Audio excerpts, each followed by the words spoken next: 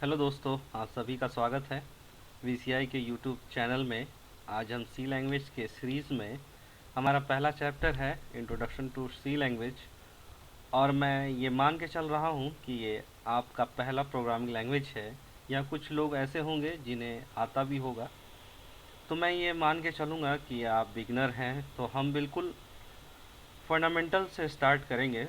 शुरुआत में 2-3 लेक्चर में हम प्रोग्रामिंग स्टार्ट नहीं करेंगे। तो आइए चलते हैं और देखते हैं कि क्या है सी लैंग्वेज, क्यों इतना महत्वपूर्ण है सी लैंग्वेज। ये जानना बहुत ज़रूरी है सी लैंग्वेज सीखने से पहले। तो आइए सबसे पहले हम देखेंगे कि सी लैंग्वेज क्या है। C language general purpose programming language है, जिसका उपयोग करके कई प्रकार के एप्लीकेशन बनाने में किया जाता है।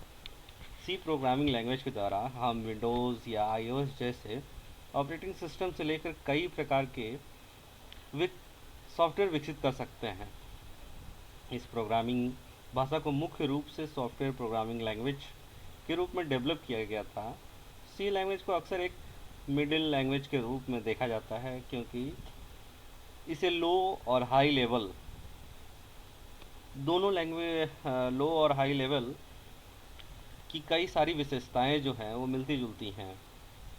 अगर हम सी लैंग्वेज के बात करें तो ये एक कंप्यूटर प्रोग्रामिंग लैंग्वेज है। आम भाषा में बोला जाए तो एक कोडिंग है जिसका इस्तेमाल करके कंप्यूटर समझ पाता है कि हम उसे क्या कमांड दे रहे हैं। कमांड को हम निर्देश भी बोलते हैं। जैसे हमने कंप्यूटर को इनपुट दिया, फिर वो प्रोसेसिंग करता है, फिर वो आउटपुट रिड्यूस करता है, आउटपुट देता है। तो ये सारी चीज़ें हम देखेंगे। उससे पहले हम ये देखेंगे आगे कि सी लैंग्वेज का उपयोग या सी लैंग्वेज का कहाँ कहाँ यूज़ होता है। तो जैसा आप देख पा रहे हैं कि विंडोज़ में, लाइनक्स में, यूनिक्स में, पीएचपी, माईएसक्यूएल डेटाबेस में, ओरेकल डेटाबेस में भी यूज़ होता है सी। कोर लाइब्रेरी ऑफ एंड्रॉयड, जो एंड्रॉयड की कोर लाइब्रेरी है, उसको भी सी में बनाया गया है। हमारे बहुत सारे वेब ब्राउज़र हैं, जैसे मोज़िला है, क्रोम है, ओपेरा है। तो इन सारे वेब ब्राउज़र्स की बेसिक्स और जो कोर लैंग्वेजेस हैं वो सी की यूज़ की गई हैं।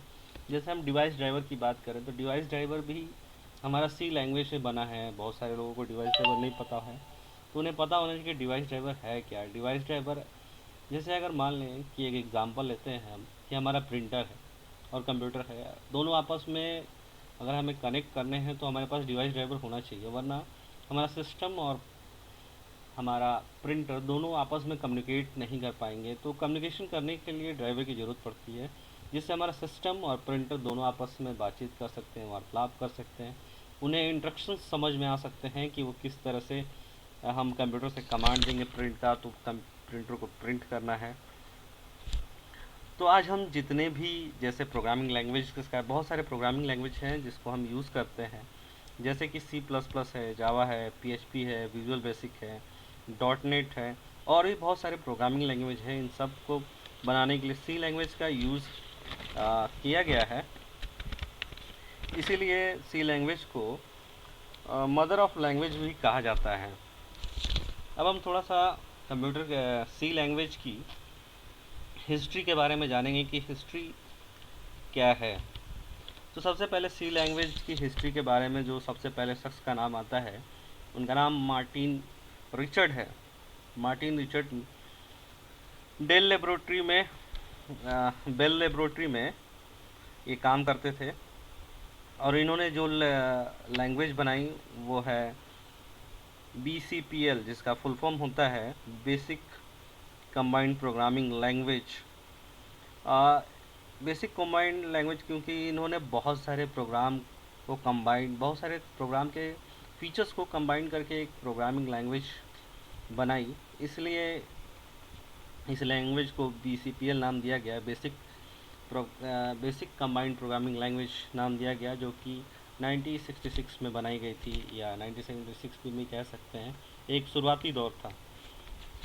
उसके बाद जो अगले शख्स का नाम आता है वो है केन थॉमसन। केन थॉमसन जो कि बेल लेबोरेटरी में ही काम करते थे, जो BCPL के को इम्प्रूव करके बी लैंग्वेज इन्होंने बनाई। माना ऐसा जाता है कि इन्होंने BCPL शब्द का पहला लेटर बी चुना, और उन्होंने ऐसा इसलिए किया क्योंकि उन्होंने मार्टिन रिचर्ड को सम्मान दिया, क्योंकि उन्हीं की लैंग्वेज को इम्प्रूव करके इन्होंने बी लैंग्वेज बनाई और बाद में ऑपरेटिंग सिस्टम भी बनाया जिसका नाम यूनिक्स था।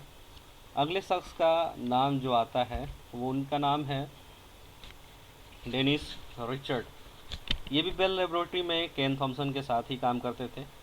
डेनिस रिचर्ड ने 1972 में बी लैंग्वेज को इम्प्रूव करके सी लैंग्वेज बनाई, और इन्होंने केन थॉमसन से कहा कि अगर हम यूनिक्स ऑपरेटिंग सिस्टम को दोबारा बनाएं सी लैंग्वेज में तो ये और भी इसमें कई सारे फीचर्स आ जाएंगे।